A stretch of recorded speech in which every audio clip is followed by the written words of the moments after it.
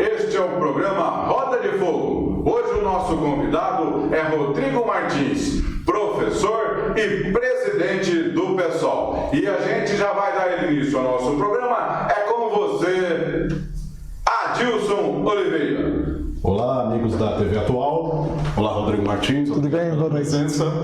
Rodrigo, vamos às votações do PSOL.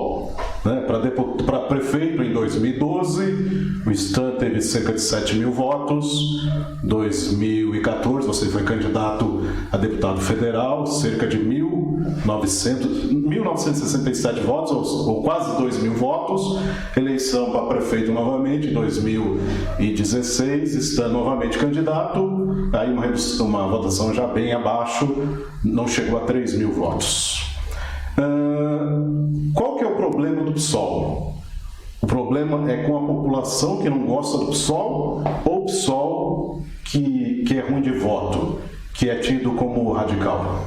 Bom, primeiro, boa noite. Quero agradecer aqui a oportunidade de estar aqui na TV Atual. Estou extremamente gratificante assim, por estar aqui e estar podendo responder os questionamentos que vocês trazem. Isso é muito bom para nós. Não há problema. Na verdade, o que o pessoal tem é dificuldade financeira de chegar com os panfletos e disputar uma eleição numa cidade que ela tem um poder capitalista tão grande. Então, 2012 nós tivemos, o Stan teve 7 mil votos, porque nós tivemos uma eleição extremamente polarizada e a gente conseguiu ter acesso aos 4 cantos da cidade. Então a gente teve, além da militância que sempre nos ajudou, que sempre é uma militância ativa dentro do partido. 2014 nós tivemos a minha candidatura, porque na verdade assim, eu fiz uma candidatura mais para poder dar um grito dos excluídos, né? A partir de 2013, toda a sociedade no geral acabou se remoendo por dentro e querendo mudanças, querendo construção. Eu, enquanto candidato a deputado, tive uma expressiva votação, que foi no primeiro momento a política eleitoral, nunca tinha sido candidato a nada. Fiquei muito feliz com a votação que tive, foi bem expressiva. E 2016 o Stan caiu um pouco a votação porque mudou o jogo, né? Você teve pessoas, assim, outros candidatos com muito mais poder financeiro. O que falta ao pessoal é ter condições de igualdade para poder ter um debate mais igualitário. Existe uma questão de identidade que é nítida, né, na questão do PSOL, e principalmente no episódio quando o Boulos estava lá no sindicato na noite da prisão do Lula e o Lula passando a mão na cabeça do Boulos como ungindo o candidato, né? Então o PSOL saiu do PT, mas o PT não saiu do PSOL, entendeu? Ele continua lá, tanto que no evento de pré-lançamento da candidatura do Boulos, ele levou no bolso um CD com um discurso do Lula. Quer dizer, você sai do partido, monta outro partido sob a alegação de que aquele antigo partido traiu os interesses do proletariado, e aí você chega na sala de visitas e está lá. E continuam hoje com Lula livre para cá, Lula livre para lá. O eleitor que é mais sensível, ele não embarca nessa. Não pode ser por aí a questão da identidade e a votação do pessoal. Exceção feita ao Marcelo Freixo, né, lá do Rio de Janeiro, que é um voto pessoal. Na verdade, para nós não é exceção. Para nós é uma questão de identidade mesmo. O Lula, ele teve um avanço social muito grande. Os projetos sociais do Lula é indiscutível o quanto contribuiu em especial para a classe trabalhadora desse país. O que fez a construção do pessoal foi a não identidade com a origem do PT. O PT foi construído de uma origem de luta, de construção, e quando saiu dessa regra, o pessoal saiu e construiu um novo partido que veio a ser construído pelo PSOL, sendo construído o PSOL. O Lula, a gente respeita muito bem a história com que teve. E quando a gente vem e diz Lula livre, você não está querendo dizer o nome e a expressão PT. Não tem nada a ver uma coisa com a outra. Nós estamos dizendo Lula livre dentro da expressão democrática. Nós compreendemos que o Lula não teve uma audiência, né, um julgamento justo. Mas no caso específico que eu te pergunto, quando o Guilherme Boulos sai candidato a presidente pelo PSOL, ungido pelo Lula, com audiovisual, com toda a caracterização de uma candidatura lulista, né? O partido não construiu essa identidade. Ele não chega para o eleitor e fala, somos nós, é o Boulos, é o Partido Socialismo e Liberdade. Mas assim, eu acho que o Boulos, ele teve uma representação completamente diferente do Lula. Tanto naquele momento, ele puxou o nome Lula livre, ele fez aquele questionamento de unção, como você diz, mas dentro de um contexto democrático.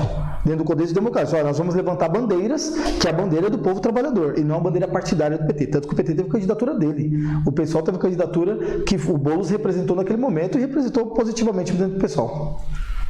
Rodrigo, ainda a questão, queria ainda voltar a essa questão da identidade do PSOL. A deputada federal Sâmia esteve no encontro recente aqui em Taboão da Serra com um discurso ainda um pouco ultrapassado para algumas pessoas, de luta libertária, de fazer frente ao capitalismo, a questão da burguesia, aquele discurso que parece um pouco já ultrapassado, que quase não se vê, inclusive o PT nem usa mais, nem fala mais, né, como sendo um partido símbolo da esquerda. O PT, mesmo com todas as dificuldades, me refiro ao início do PT, em 82 teve uma vereadora aqui em Taboão da Serra, né, que é a Maria Alice Guion, né? Sim, Maria Alice Borges. Em 1982, então, quando o PT nasceu, 2 anos depois já conseguiu fazer uma vereadora em Taboão da Serra. O PSOL parece estar muito distante dessa realidade. Eu queria saber por que o PT, por exemplo, conseguiu emplacar uma vereadora, ainda que muito lá atrás, e depois conseguiu fazer vereador também em eleições seguintes, e o PSOL ainda não chegou nem perto, nem candidaturas competitivas a vereador tem. Na verdade, o pessoal vem passando o tempo todo pela construção do partido, né? A construção da identidade do pessoal, ela vem sendo construída diariamente. Isso não mudou para nós. Quando você diz da Sâmia e diz dentro do histórico que ela fala sobre a luta do capitalismo, isso para nós é muito real. Quando você pega um ônibus de transporte público que não tem, trazendo para nossa realidade, quando você pega um ônibus que não tem um cobrador, que é a única pessoa, não é exploração do mercado, não é exploração do capital sobre o trabalhador. Então, o discurso da Sâmia em dizer exatamente que o capitalismo está matando o trabalhador é de fato o que está acontecendo no nosso dia a dia. O trabalhador hoje ele trabalha para poder receber um salário mínimo que não paga mais as contas. Se a gente não trouxer isso para a reflexão do trabalhador e compreensão de que é o capitalismo que está matando a vida dele, ele nunca vai sair disso. É uma inércia que compete a nós trazer ao cidadão e falar, olha, tudo que você está vivendo faz parte de um capitalismo, de uma globalização que está te matando. Então isso para nós é importante porque é uma referência para o trabalhador compreender o dia a dia dele. Óbvio, a gente está com um discurso teórico, mas a prática faz parte dessa teoria. Então o discurso da Sâmia vem diretamente voltado para a prática do trabalhador do dia a dia. Tá, mas com relação agora a competitividade do PSOL, em fazer ou ter uma candidatura competitiva que possa disputar isso, a ponto de conseguir uma vaga na Câmara Municipal, que é um projeto de vocês para 2020. Não, é um projeto, sem dúvida nenhuma, nós estamos trabalhando muito para isso e trabalhando diretamente com a população. Nós não temos candidatos estrelas, pelo contrário, a gente constrói o trabalhador comum, porque ele precisa compreender que o poder dele é o poder do voto igual ao do rico, igual a qualquer um outro.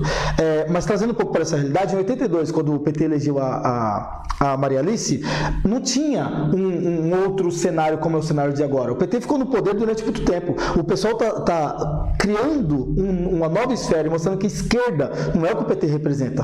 O PT já representou essa esquerda, que foi o que aconteceu em 82. Hoje ele não representa mais. E a sociedade, no geral, ainda tem essa dúvida. Então compete a nós, dia após dia, mostrar que existe grande diferença. E não é uma diferença só de teorias, é diferença de prática. O pessoal tem uma prática completamente diferente do PT. A luta que o pessoal trava é uma luta muito mais direcionada ao trabalhador, com participação popular, com coletividade, do que uma luta que o PT traz hoje, que é completamente diferente da nossa. Pois eu vou querer retomar isso, mas eu quero passar a bola para o Davi. Claro, fica à vontade.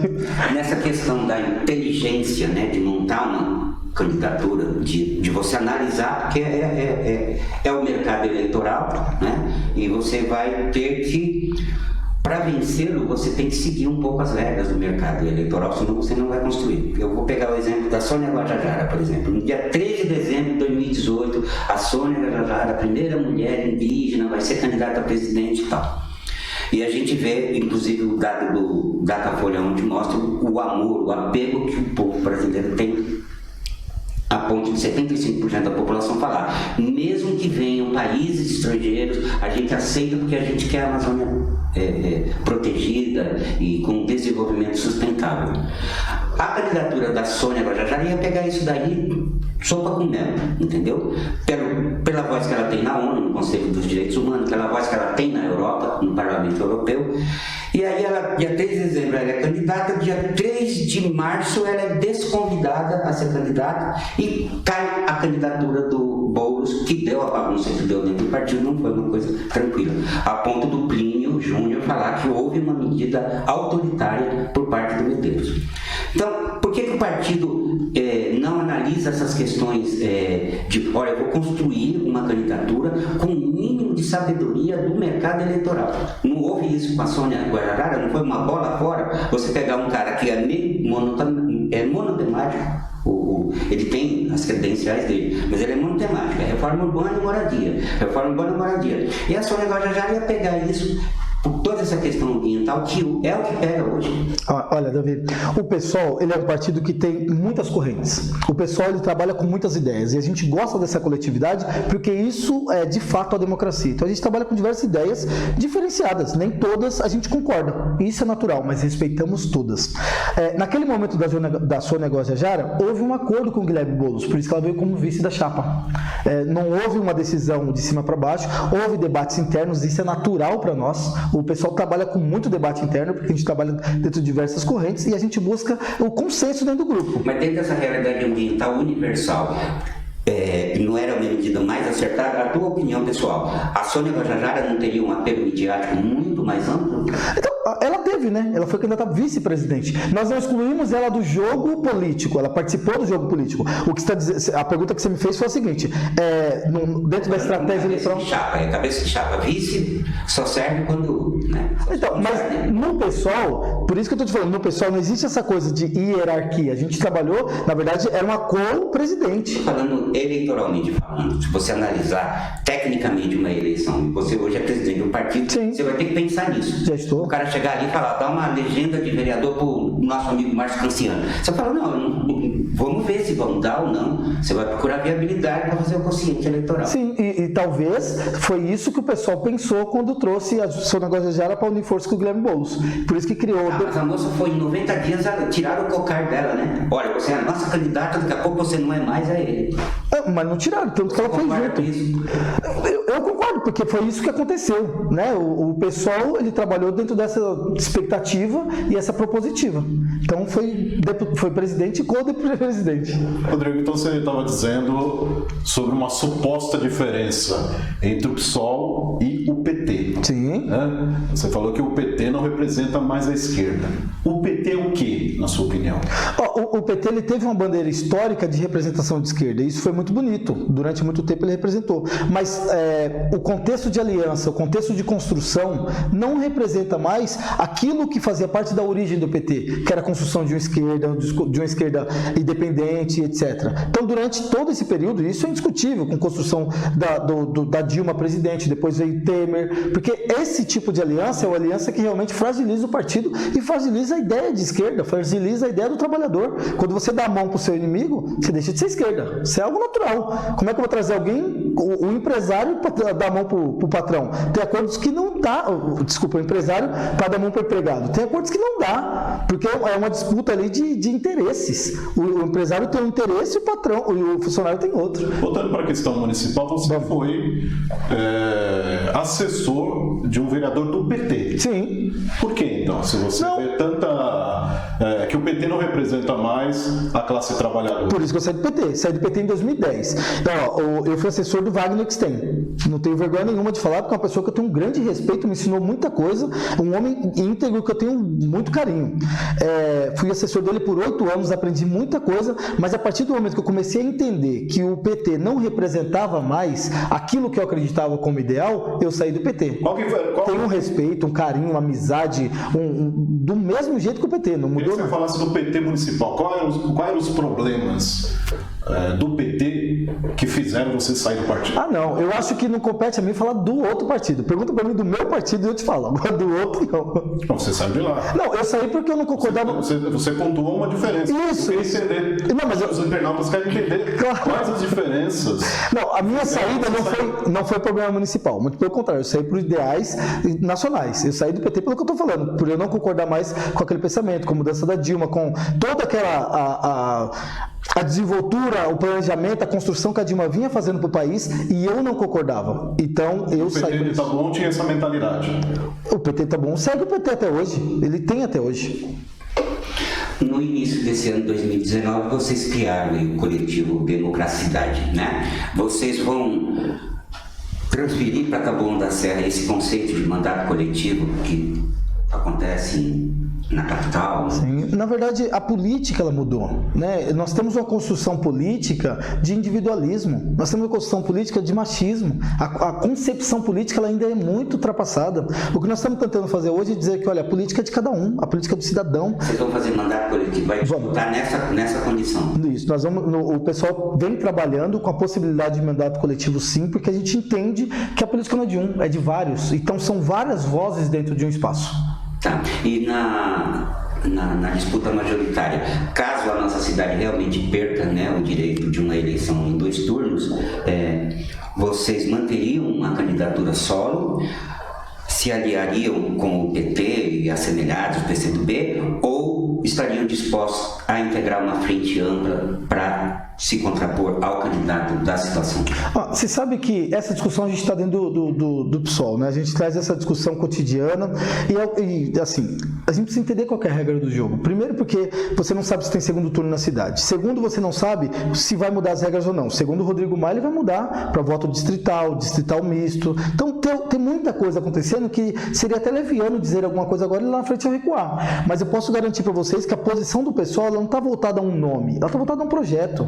Por isso que nós estamos fazendo vários encontros na cidade para ouvir as pessoas. Nós precisamos discutir a cidade, nós precisamos discutir a qualidade da cidade. Vocês têm conversado com outras legendas? Sim, sim, a gente conversa com todo mundo. Nós não temos problema nenhum de conversar com quem quer que seja. PSDB também? Nunca conversamos, nunca fui convidado. Não, nunca fui convidado para fazer uma conversa. Mas se for convidado, não tem problema de sentar para conversar. Conversar, eu converso com qualquer um. Nosso campo, ele tem ideias. A gente está aqui para discutir. A gente não está aqui para poder viver num cantinho como se estivesse num quarto isolado, não é isso não. Pelo contrário, a gente quer discutir, a gente quer debater, porque a oportunidade que nós temos, por isso, sabe qual o grande feito de uma campanha eleitoral? É trazer ideias novas para a sociedade. Vamos pegar aí, o atual governo fez campanha lá atrás falando de integração do transporte. Cadê a integração que até hoje não aconteceu? Vai me dizer que isso não aconteceu por quê? Já que o governador é do mesmo partido, deputado é do mesmo partido, presidente... Por que não aconteceu? Então, tem coisas que são vontades políticas. Vamos pegar o pronto-socorro municipal, quando você pega lá o pronto-socorro infantil, o número de pessoas, vamos pegar os dados que a gente tem, aí agora, final de eleição, finalzinho de campanha, vamos pegar 30 milhões emprestados para fazer projeto. Então, a gente precisa entender o que 30 milhões faz que 700 não fez. Precisamos entender. Então são coisas simples. Projeto se discute, e são coisas que eu quero discutir com o PSDB. Não tenho problema nenhum com isso. Por isso que eu converso com todo mundo. Conversar com todo mundo é mostrar que, olha, posso conversar com você, só não concordo com a sua opinião. E o pessoal está aqui para isso. Não queremos brigar com ninguém. Nós queremos discutir e identificar que existe uma outra cidade possível que o pessoal está apresentando. Não é o que parece. Quando o senhor fala que não queria brigar com ninguém, não é o que parece.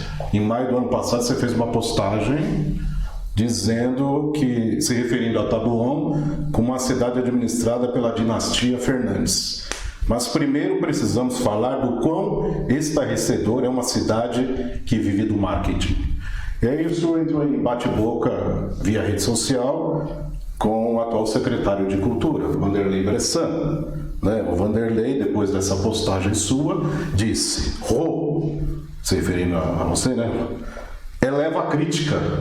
Você consegue ser mais que isso. Aí você respondeu lá, Vande, não se assuste, criticar é um ato cidadão e por anos você compartilhou deste direito. Hoje não compartilha mais, faz parte, secretário. Aceita, você consegue ser mais que isso. O que você quis dizer com ser mais que isso para o Vanderlei Bressan? Olha, o Vanderlei Bressan, eu trabalhei com ele, o Vanderlei Bressan era do PT, até ontem ele era do PT. Então, trabalhei com ele na Câmara, a gente trabalhou durante muito tempo junto. E ele tinha as mesmas opiniões que eu, e nós tivemos, essa discussão foi porque eu fiz uma crítica à administração, e que acho até hoje não mudou nada para mim, porque nós temos a administração que ela vive de propaganda. Vamos para o fato, vamos para a realidade é muito diferente. A cidade está muito bonita, o transporte está lindo, pega o ônibus para você ver. A saúde aqui é ótima, tem até canal da saúde hoje saúde na cidade, mas vai para a prática, vai procurar um problema. Você teve problemas com o posto de saúde? Todos temos. Então, assim, a prática é muito diferente da teoria. Então, hoje, o papel do Vanderlei é defender o governo. E o que ele fez foi isso. E eu respeito o direito dele. Por isso que eu disse para ele, você é mais do que isso. Mais do que defender o governo. Você é um secretário, vai fazer suas coisas. É nesse sentido, sabe? Não vem bater boca em rede social, vai trabalhar. Esse é o seu papel. O que você acha dele ter estado há pouco tempo, num passado recente, no PT, com críticas até à administração Fernando Fernandes, e agora fazer parte do governo? Olha, eu fiz essa crítica lá atrás, a gente chegou até a discutir publicamente isso. É um direito dele. Ele tem o direito de escolher o partido que ele quer estar, ele tem o direito de escolher aonde ele quer militar, como é que está a vida dele. Cada um sabe onde seu calo aperta e quais são os seus ideais. Cada um sabe. Eu não concordei com a opinião dele de ter saído de um partido teoricamente de esquerda, né? De sair de um PT que ele construiu, que ele teve base, que ele teve toda a estrutura possível e foi para o PSDB. Mas tem mais de um ano, está construído, é o papel dele, é um direito de cidadão dele. Eu discordei. Mas por que você discordou? Porque eu acho que é ruim quando você traz um ideal social, quando você vende uma ideia para as pessoas e quando você vai para o governo você faz totalmente o oposto. Quantas críticas houve do governo? E de repente foi para o governo. Mas é um papel dele, eu respeito. Eu não concordo, mas respeito. Que tipo de crítica você considera que foi uma crítica pesada demais e que ele se tornou incoerente, vamos dizer assim? Sim. Ao meu ver, eu acho que teve muita incoerência dentro da crítica e depois da realidade. Você fazer uma crítica e depois você ir lá para o governo. Acho que faltou coerência. O ideário, né, que a gente detecta do pessoal, a firmeza, né, de ação, a justeza ideológica da coisa e da forma como você fala, você me parece um pequeno burguês muito de bem com a vida e que se você quiser estar na direita você vai, se você quiser ir para a esquerda você vai, muito condescendente, né? E o ideário do partido, inclusive com alguns fortes matizes trotskistas até, onde o cara chega e fala, você traiu o ideal da classe operária, você é um inimigo da classe operária, não é? Inclusive é isso que balizou a saída do teu partido do PT. Falou, vocês traíram a classe operária, a gente quer. E da maneira como você se posta aqui pra gente, você fala, não, tá bom, você quer ir lá pro partido do maluco, você vai, é teu direito e tal. Não há uma dissonância, o áudio fica meio fora. Eu aprendi na minha vida que o respeito, sabe? Eu posso discordar com você, mas eu não preciso te agredir verbalmente. Então, eu acho que a valentia não compromete a ousadia, sabe? Então, assim, eu discordo de muito. A luta de classes acabou. Não, pelo contrário, mas eu não preciso ser incisivo. Para mim é uma questão de luta de classe. Eu continuo PSOL até hoje. Eu continuo lutando. Classes com chantilly, com de boa. Não, pelo contrário, eu continuo no mesmo perfil. O que mudou é a forma com que eu lido com as pessoas. Eu consigo discutir com o PSDB e dizer para ele ações que eu não concordo. Mas eu não preciso gritar, eu não preciso bater, eu não preciso. É isso que mudou. Eu não bato em ninguém, eu não grito com ninguém. Então aquelas lutas, quando Lenin chamava o Kautsky de renegado, ou o Trotsky chegava até a dizer que você tem que eliminar não estou dizendo que fosse fisicamente, mas você vai eliminar politicamente, você vai isolar aquele cara lá. Então, por isso que eu estou te dizendo, nós estamos construindo um pessoal que está eliminando todo esse povo. O pessoal... Eliminando quem, por exemplo? Não, o PSDB, por exemplo, não faz parte do pessoal, não constrói com a gente, o ideal é outro. Eu não sou uma pessoa, é uma questão de perfil pessoal. A construção do partido, à medida que você vai trazendo pessoas que você deve ter um critério para filiar, claro. Vai filiar o cara, por exemplo, o dono da padaria, você vai procurar provavelmente o balconista, o chapeiro, sim, dentro da visão de classe, né? E se amanhã ou depois esse chapeiro se tornar um pelego, um dedo duro do patrão lá, você vai dizer, você é um cagueta, você é um inimigo da classe operária. Ou então você vai dizer, olha, você sabe onde teu calo aperta. Não. Pelo contrário, você sabe que dentro do pessoal teve muito disso. A firmeza ideológica é a firmeza na ação. né? Então, a firmeza ideológica sua parece também a condescendência na nação. Tá? Não, pelo contrário. Se você observar, pega as pessoas. Várias pessoas que foram convidadas a se retirar. Convidei, olha, por favor. Tipo o quê? Houve essa defecção? Numericamente, se você não quiser citar nome, você fez um estudo? Sim. O pessoal hoje, se você for pegar o pessoal de hoje, o pessoal 2 anos, 3 anos atrás, é outro, porque nós estamos construindo... Quanto que foi esse estudo? Nós tivemos aí, sei lá, uns 30%. 30% do partido. Nós estamos construindo um partido que... Quantos filiados tem hoje? O pessoal... Porque nós estamos em... Filia web, se estiver correto, são 103. Pode estar defasado. Não, está defasado. Falta muita filiações para cair, mas nós estamos uma média de 250 filiados. Você acompanha, o teu partido acompanha de perto o filiado, ou é como se fosse um partido de massa, filia o Adilson, Não. Você acompanha, o partido tem essa prática? O partido tem a prática de acompanhar, de contribuir com a luta, de ver no que a gente pode participar. É um partido por exemplo, de massa. Se um companheiro não está participando das reuniões, de lugar, de bater. Sim. É um partido inteirado com um filiado. O Adélio ficou 7 anos dentro do teu partido, 2007 até 2014, e ele é nitidamente uma pessoa problemática. As cartas, a reportagem que saiu da revista Isto É, mostra uma pessoa realmente com problemas até de ordem mental. E existe risco de ter outros Adélios dentro do partido? Em Taboão não tem.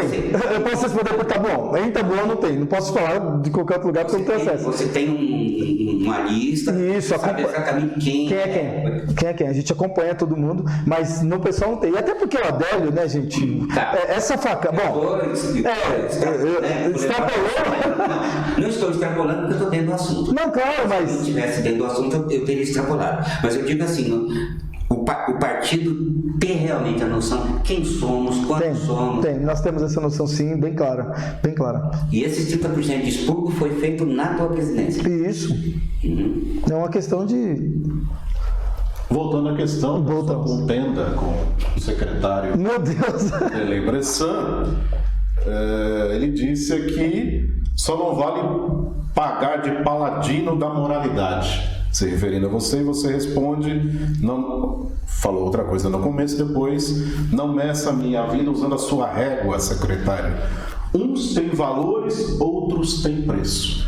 Queria que o senhor explicasse por que essa expressão. Uns têm valores e outros têm... Porque tem pessoas que você constrói... Na verdade, tem uma frase que eu gosto muito da frase do Paulo Félix, né? É de um pensador, não vou me recordar o nome, o Paulo Félix fala: há homens que lutam um dia, estes são bons. É Brecht. Há homens que lutam um dia, esses são bons. Há homens que lutam anos, esses são ótimos. Mas há homens que lutam a vida inteira, esses são imprescindíveis. Então, essa foi a resposta que eu quis dar para ele de forma bem tranquila, sabe? Eu respeito muito a história do Stan. Grande companheiro, lutou a vida inteira, luta até hoje. Um homem, sabe, incrível. Então, isso para mim é uma referência. A referência da construção de uma vida de luta. Isso é imprescindível para mim. Sim, mas você não fez essa afirmação aqui no campo teórico. Mas é que quando você está em rede social você não pode... como é que eu vou fazer texto para poder falar de Brecht? Mas nós estamos no programa agora. Então, acabei de responder. Não, mas o senhor não fez uma declaração, uma afirmação dessa no campo teórico. Você tem a oportunidade de falar agora na prática. Então, na prática eu estou te falando. Uns têm valores e outros têm preço. Isso, porque eu acho que o Stan é um homem de valores. O Vanderlei Bressan tem preço? Eu não sei, eu acho que essa pergunta aí vai mais para ele do que para mim, mas...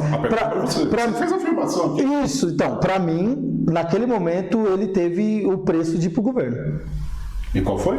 Foi pro governo, esse foi o preço. Ele foi pro governo a troco do quê? Do cargo dele, da oportunidade dele.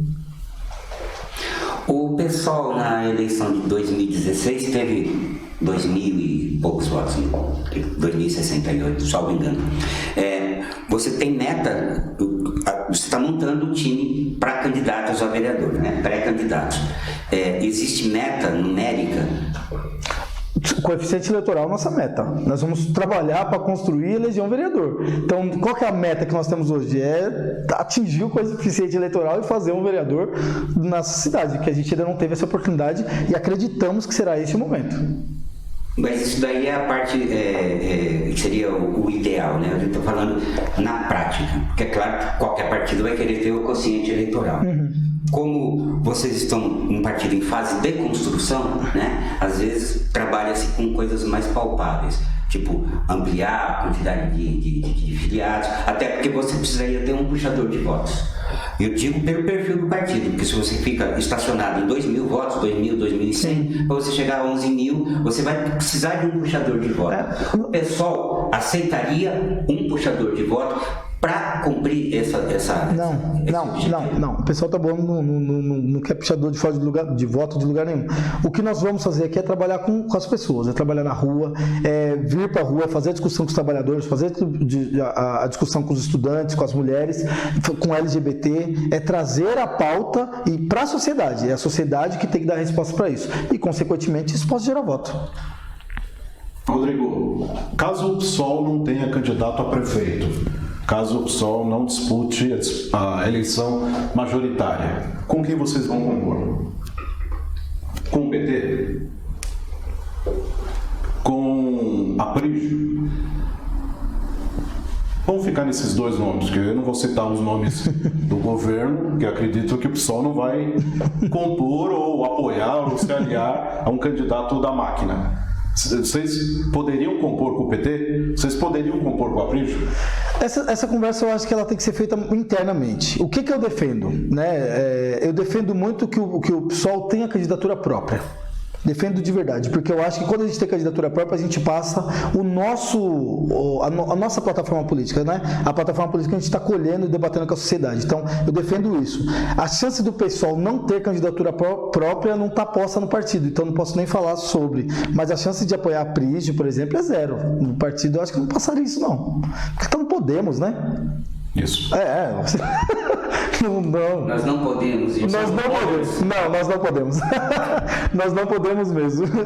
E com o PT você eu acho que com o PT a gente pode dialogar. Eu acho que porque tem muita coisa ainda. É o que eu estou falando para vocês. O professor Derlan se coloca como... O professor Derlan é uma pessoa incrível. Inclusive teve aqui nesse programa, né?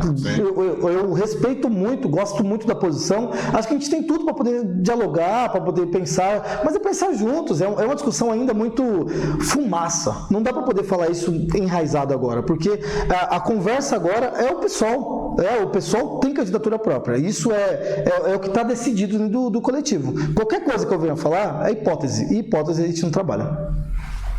A produção ali sugere que você disponha aí de 1 minuto para considerações. Gente, deixa eu contar uma coisa para vocês. Agora, eu me sinto muito feliz de estar aqui pela oportunidade. Primeiro que eu acompanho todos os programas, né? E acho legal e acho positivo quando a gente tem a oportunidade de contrapor também. Muita coisa que já aconteceu aqui, trazer outros pontos. Então, primeiro pelo respeito aos jornalistas que são, pela crítica, pela busca, e eu acho isso o máximo. Óbvio, quem está sentado aqui, você sente ai meu Deus, mas isso é o positivo. Eu acho que o eleitor, ele precisa pensar isso, sabe? O cidadão precisa ouvir e falar, pô, tá preparado ou não tá preparado. Mas assim, só para finalizar o meu minuto, eu quero agradecer a oportunidade de todo o programa, o Márcio, que é um grande parceiro, jornalista, uma pessoa incrível, Adilson, que eu tenho um respeito enorme, que me conhece desde criança, estou falando publicamente, viu, Adilson? e tive grande oportunidade de acompanhar, inclusive, quando você estava com o blog, lembra? Incrível, eu acompanhava tudo ali, achava mágico. Então, hoje tá a oportunidade de estar aqui, para mim é muito magnífico, muito gratificante, e quero agradecer ao cidadão, ao eleitor, ao internauta que acompanhou até agora. Estou à disposição para a gente construir junto, pensar junto e trazer uma nova forma de fazer política para a cidade. Espero que a próxima vez a gente possa pensar e discutir mais a cidade mesmo. Porque tem tanta coisa para falar dessa cidade que a gente ainda não teve a oportunidade. Obrigado pela oportunidade e estou à disposição sempre.